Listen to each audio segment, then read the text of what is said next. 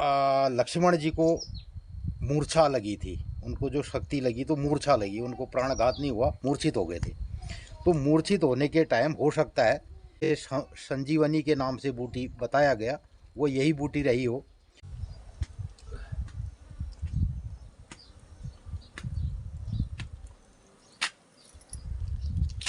इसके बैदी लोनन 5 रुपये से लाया। तो मित्रों, मैं आया हूँ अपने दूर जंगल के किनारे का जो हमारा खेत था गेहूं का, वहाँ गेहूं के खेत में गया तो उधर जंगल के पास एक बहुत महत्वपूर्ण मैंने जड़ी देखी और उस जड़ी को मैं लेके आया हूँ और इसके बारे में बताता हूँ आज ये कितनी महत्वपूर्ण हमारे हिमालय की जड़ी बूटी है। इसके बारे में आज मैं आपको जानकारी देता हूँ कितनी महत्वपूर्ण ये जड़ी बूटी है। इसको मैं पहले धोता हूँ और उसके बाद जब ये साफ़ हो जाती है तो इसके बारे में संपूर्ण जानकारी आज मैं आपको बताऊँगा। बढ़िया करके धोता हूँ और इसके बारे में क्या क्या इसका उपयोग है और कितना महत्वपूर्ण ये जड़ी है हमारे हिमालय में और विशेषकर हमारे उत्तराखंड में और विशेष परिस्थितियों में ये पैदा होती है। ये नहीं कि ये किसी खेत में हो जाएगी, किसी गमले में हो जाएगी, लेकिन इसके लिए एक विशेष परिस्थिति हमें गांव पहाड़ में जहाँ होती है तो वहाँ पे ये जड़ी बूटी पाई जाती है और इसका कितना महत्व है, कितना औषधि पौधा है, इसके बारे में संपूर्ण तरीके से मैं आपको बताऊंगा। आप बने रहिए। मैं इससे पहले इस जड़ी बूटी को धोता हूँ, साफ़ करता हूँ और उसके बाद आपको इसके बारे में बताता हूँ। अब धो दिए ये, तो अब मैं इसको लिए चलता हूँ। एक और जड़ी मैं लेके आया हूँ, ये भी बहुत महत्वपूर्ण जड़ी है और अब ये आने वाले दिनों में खूब फलेगी। इसे कहते हैं पुनर्नवा। इसके बारे में मैं आपको कल बताऊंगा, लेकिन अभी बताता हूं मैं इस जड़ी के बारे में।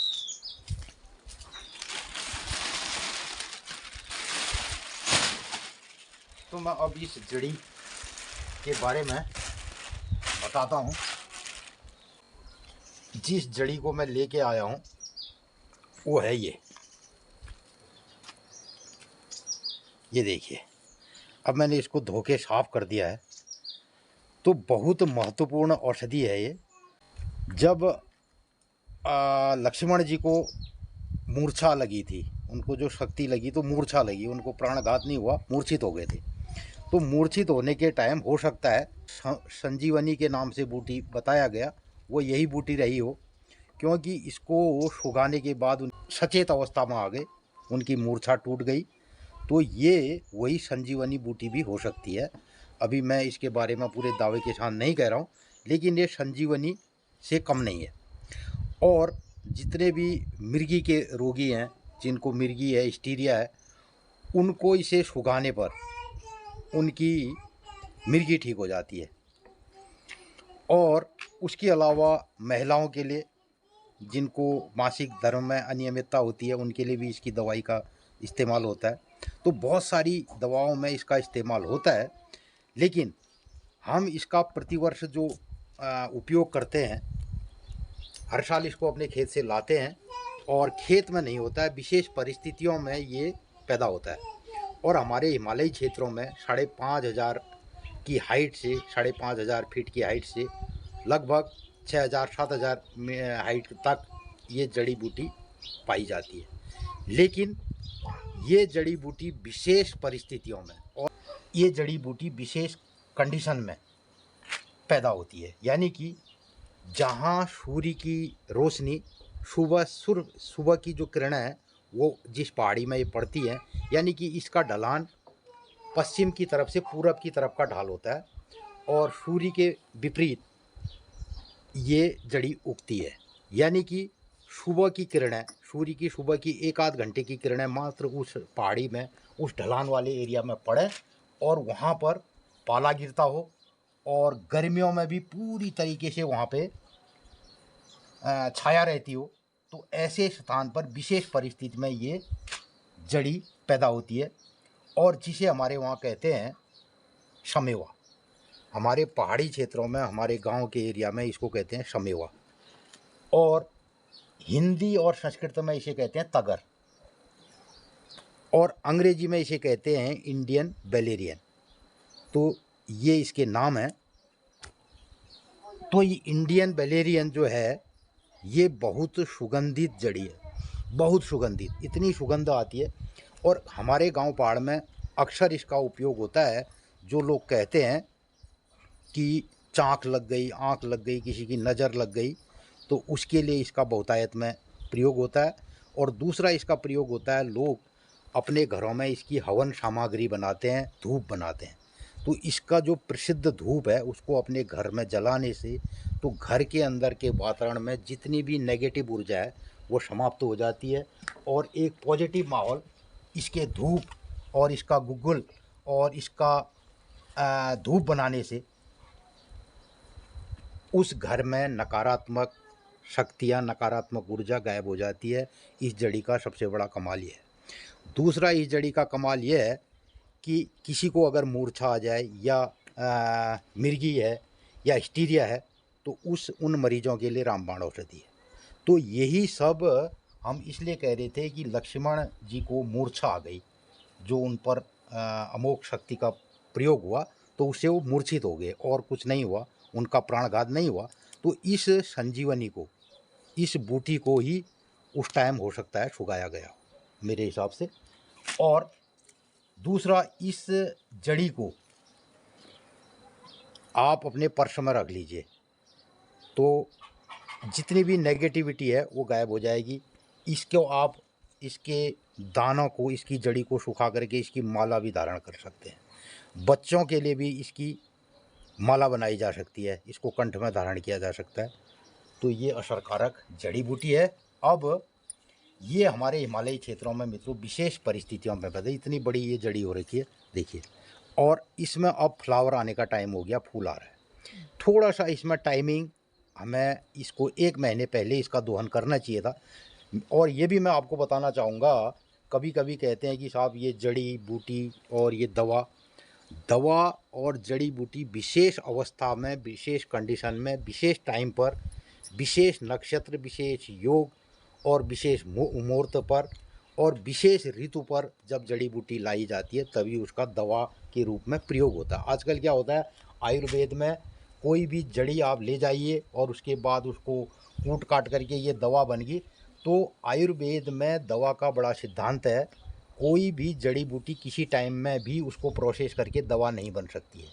और जितनी भी मार्केट में दवाएं आयुर्वेद के नाम से बिकती हैं वो, उनमें दवा का अंश मात्र कुछ % होता है। जबकि जो हमारा आयुर्वेद कहता है वो कहता है देश काल परिस्थितियाँ, देश काल परिस्थिति के अनुसार जो जड़ी बूटी जहाँ पर पैदा होती है और उसका दोहन, उसको लाना विशेष परिस्थितियों में, जब भी उसमें पूरे पूरे तत्व मौजूद रहते हैं। और वो तब है, तब हमारे वहाँ कहते थे जो वैद्य लोग होते, दवा को गर्जना, यानी कि शरीर में उसका प्रभाव कितना रहेगा। अब इस जड़ी का क्या होता है, अब इस जड़ी में नई जो फ्लावर आ रहे हैं, फूल आ रहे हैं, तो ये फरवरी मार्च तक इसमें फूल आकर के ये दोबारा फूल गिरेंगे, उसी पहाड़ी में दोबारा उग जाएगा। और उसके बाद ये गर्मियों में धीरे धीरे जो इसकी ये जड़ है, बरसात के टाइम ये सड़ जाएगी। देखिए पुरानी जो जड़ है वो सड़ गई है। इसको हर साल का आपको मिलेगा फ्रेश, लेकिन अगर 1 साल की जड़ी है तो इसका आकार थोड़ा बड़ा हो जाएगा, गांठ बड़ी हो जाएगी। लेकिन जो पिछले साल की जड़ी है वो सड़ जाएगी, किसी काम की नहीं है। ये देखिए सड़ गई। तो इस साल की जो जड़ी थी वो ये है, नहीं ये पिछले साल की जड़ी ये थी, इसके ऊपर की इस साल की गांठ ये है। अब इसके ऊपर जो गांठ बनेगी ये सड़ जाएगा, ये काम नहीं करेगा। इसलिए इसको प्रतिवर्ष इस जड़ी को निकालना होता है। और जितना हम इसका दोहन करेंगे, जिस हिसाब से, अगर सही टाइम पर, अभी जाड़ों के टाइम पर पोष और माघ के महीने इसका अगर दोहन करेंगे तो दोबारा भी ये जड़ी आगे फैलेगी, बढ़ेगी। एक तो इसका समुचित दोहन करने के लिए हम पूरे जंगल से इन पौधों को नहीं लाते हैं, कुछ कुछ पौधे जो बड़ी जड़ वाले हैं लाएंगे। और इसका बीज अब तो मित्रों अब इसका बीज आने का टाइम हो रहा है। तो इस टाइम पर इस जड़ी को अब नहीं निकाला जाएगा, क्योंकि इसमें जितने भी इसके तत्व हैं अब ये पूरे इसके ऊपर की ओर इनका रुख रहेगा और जो नीचे जड़ी में जो तत्व हैं वो नहीं रहेंगे। और एक और सबसे बड़ी बात बताऊं कि हम जब भी आयुर्वेद में किसी जड़ी बूटी का इस्तेमाल करते हैं तो उसके लिए एक शब्द होता है पंचांग। बहुत सारी जड़ी बूटियों में उनके पंचांग लिए जाते हैं। पंचांग का मतलब होता है जड़, तना, पत्ती, गांठ, तो इसको पंचांग कहते हैं, यानी कि इसके 5 अंग। अब इस समेवा का भी 5 अंगों का प्रयोग किया जाता है। हम कुछ कुछ इसमें से पत्तियां तोड़ देंगे, कुछ पत्तियां रहने देंगे, तो ये पंचांग हो गया। तो इसी पंचांग का उपयोग होगा। तो मित्रों, ये इतने किस्म की जो हमारे हिमालय में बहुमूल्य जड़ी बूटियां हैं, तो इन पर आज मौसम का प्रभाव पड़ रहा है। दूसरी तरफ जो हमारे जंगलों का अंधाधुंध कटान है, जिसमें हम अपने बहुत सारे विविधतापूर्ण इन जड़ी बूटियों को पहले संरक्षण करते थे, इनके लिए एक मौसम बनता था, क्योंकि ये जड़ी बूटी ऐसी जगह पे होगी जहाँ ऊपर से इसको छाया मिले, पेड़ भी होंगे, बाँज के पेड़ हैं, झाड़ियाँ हैं, अगर वो नहीं है तो फिर ये जड़ी बूटी नहीं पनपेगी। तो आज हमारे हिमालय में इस दशा दिशा को बहुत ख़राब कर दिया गया है। जो हमारे ऐसे छोटे पौधे हैं, इनके बारे में कोई विविधतापूर्ण जो हमारे जंगली ऐसे पौधे हैं, इन पर अब कोई शोध, कोई इसके ऊपर कार्य नहीं हो रहा है। लिहाजा जंगल के जंगल जो चीड़ के हो गए हैं, चीड़ के जंगलों में ये कभी नहीं पनपेगा।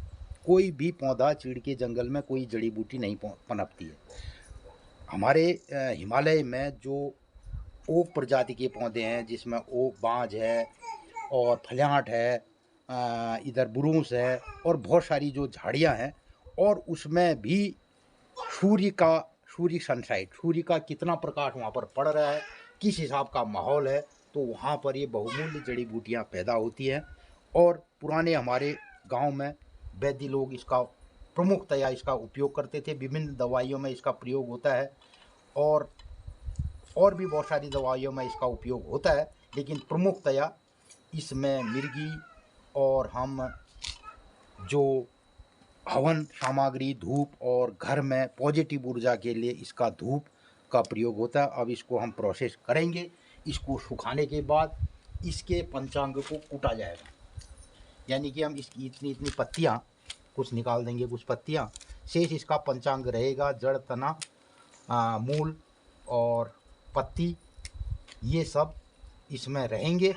और इसके बाद हम इसको कूटेंगे सूखने के बाद, और उसके बाद इसमें मिलाया जाएगा गोला। एक गोला कुछ जो सड़ा हो, थोड़ा सा उसमें ऐसा रहता है, कोई जो गोले बाज़ार में खाने को मिलते हैं, कभी कभी वो कुछ कुछ ख़राब भी हो जाते हैं। तो ऐसे नारियल को इसमें तोड़ करके मिलाया जाएगा और घी मिलाया जाएगा। तो उसके बाद ये बन जाएगी बेहतरीन एक हवन सामग्री। और इसका धूप प्रतिदिन आप अपने घरों में जलाइए, तो पूरे घर में एक हवन और यज्ञ का जैसा माहौल बन जाता है।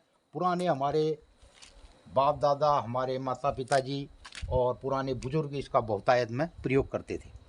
तो ये है समेवा, तगर, और अंग्रेजी में इसको कहते हैं इंडियन वेलेरियन। तो इस किस्म की जड़ी बूटियाँ हमारे हिमालय में बहुतायत में पाई जाती हैं। इसके संबंध में आपके क्या विचार हैं? तो इस तरीके से अब हम इस जड़ी बूटी को सुखाएंगे और इसका एक महत्वपूर्ण जो उपयोग मैं बता रहा था, महिलाओं में मासिक धर्म की अनियमितता और प्रदर आदि रोगों के लिए भी इसको लवंगादि चूर्ण का भी ये घटक रहा है, उसमें भी इसको मिलाया जाता है। तो महिलाओं में प्रसूत संबंधी जो बीमारियां रहती है, उसमें भी ये रामबाण दवा के रूप में प्रयोग किया जाता है। और मुख्यतः ये मिर्गी के जो रोगी होते हैं, उनके लिए रामबाण औषधि है। तो ऐसे ही हिमालयी बहुत सारी जड़ी बूटियों के बारे में अगर आप जानना समझना चाहेंगे तो इसके बारे में मैं आपको बताऊंगा। वो गांव पहाड़ से मैं गिरीश चंद जोशी ऐसी ही बहुत सारी दिनचर्या के माध्यम से ऐसे ही बहुत सारे ब्लॉग और वीडियो आपको दिखाता हूं अपने चैनल के माध्यम से। ये सब आपको कैसा लगता है, इस पर ज़रूर अपनी राय प्रतिक्रिया व्यक्त कीजिएगा। तो आज के लिए बस इतना ही। नमस्कार, धन्यवाद।